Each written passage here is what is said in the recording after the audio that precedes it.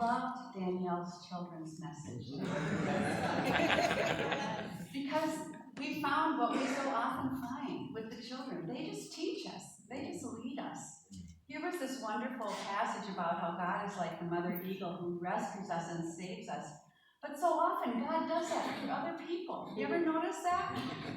All those children that were ready to save those baby eagles right in front of us and trying to get them to stay on the ground. It was beautiful.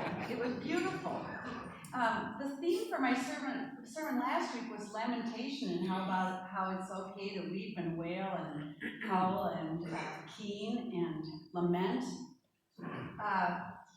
It's an appropriate response to all the pain of life, and it's a form of prayer in a way. We all have those times. But this week we're talking about the comfort that God brings after those times. I was remembering a story this week that I hadn't thought about for a long time. When I was growing up, my parents were super busy. I often felt abandoned. They were not drinking, they were in ministry of all things, and always seemed to be out loving and caring for other people. I wanted them to myself. I remember as a fairly young child, one Sunday afternoon, they were heading out again to some church function. I think it was an open house at someone's house, probably celebrating an anniversary or something. People were always having open houses in those days. They said I could go with them if I wanted to, but I didn't want to go with them. I didn't want to go to another dumb, stupid, boring church thing. I wanted them to stay home with me. I was, what my daughter says about her sons is sometimes, a hot mess. Trying to decide whether to go or stay at home alone, neither of which was my first choice. So what did I do to persuade them? Did I ask them directly and kindly? Did I say pretty please? Of course not. I ran into the garage, and as they were backing out in the car, I began screaming after them. I hate you, I hate you, I hate you, I hate you. This is not what we were supposed to say in our house. I thought if I was naughty enough, if I was bad enough, and made them really mad, they would screech on the brakes of the car and chase me back in the house to spank me. At that point, even a spanking seemed preferable to them deserting me. And so I made ugly, then ran into the house, hid under my bed, and waited. And waited. And waited. Because they didn't chase after me. They simply drove away. Sometimes we do that. We drive away the people we love and need the most. Anybody recognize that?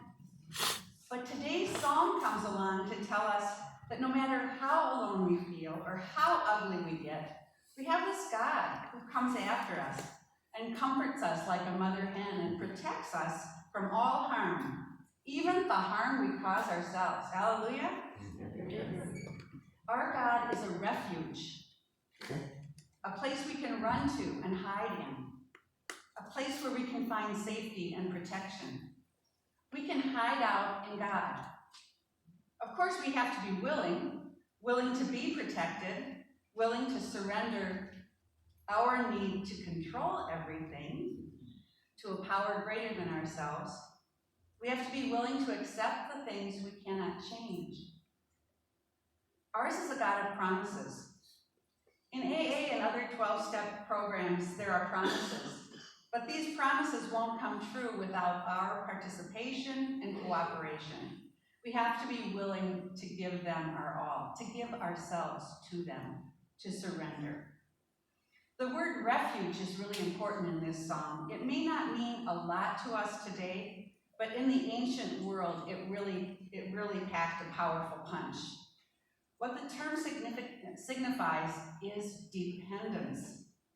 We must be willing to be dependent on God.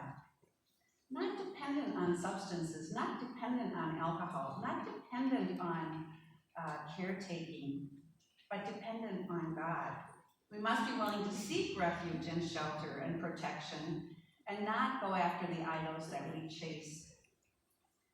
In other words, we need to chase God instead of chasing the things that bring us temporary relief.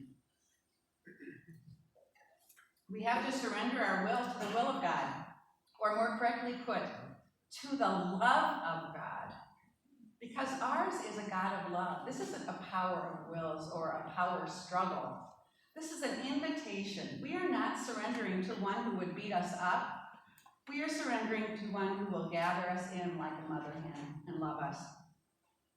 We are not surrendering to one who will chase us through the house and give us the spanking we deserve, but to the one who will hold us through our tantrum until we are able to calm down and relax into the arms of one who loves us more than we could ever imagine or hope for. How do we put our trust in God? One of our beloved members, Dee Schuster, the Schusters don't get to come as often as they used to because they live in Glenwood now up by Alexandria, but they used to be here every Sunday in the back row. She has a prayer that she prays every single morning. She continued to pray it after her beloved 53-year-old daughter died tragically. She continued to say it every morning through the waning years of her husband's life, and she says it still. She knows it by heart. Every day she repeats these words as if God is saying them to her. So I invite you to hear these words now. You might even want to close your eyes, as if God is saying them to you. Beloved, I am the eternal God. Underneath you are my everlasting arms.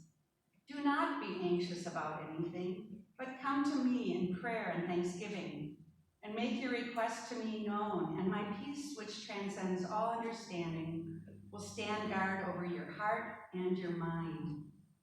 When you are overcome, call on my name.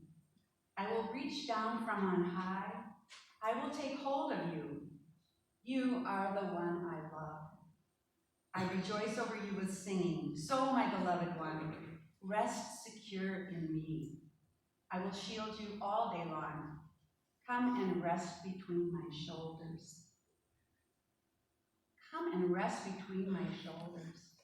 We can choose to rest between and beneath God's mighty wings. Just think about that. Let me close with another little story from my childhood. You must feel like my therapist, but another little story. I was the youngest child, and sometimes when our family was out in the evening, I would fall asleep on the drive home. On those occasions, my dad would carry me in his big arms into the house and up to my bedroom and into bed. I loved this. And in fact, I might as well confess to you that there were many times that as we got home, I pretended that I was asleep. I would fake sleep just so he would carry me in. It didn't always work. My brother and sister sometimes pointed it out. But I'm willing to bet that sometimes, even when my dad knew I was faking it, he carried me in anyway. If you have been playing hide and seek with God, do yourself a favor. Stop hiding. Let yourself be found. If you're going through a particularly difficult time, let God carry you for a while. Surrender into those everlasting arms of love.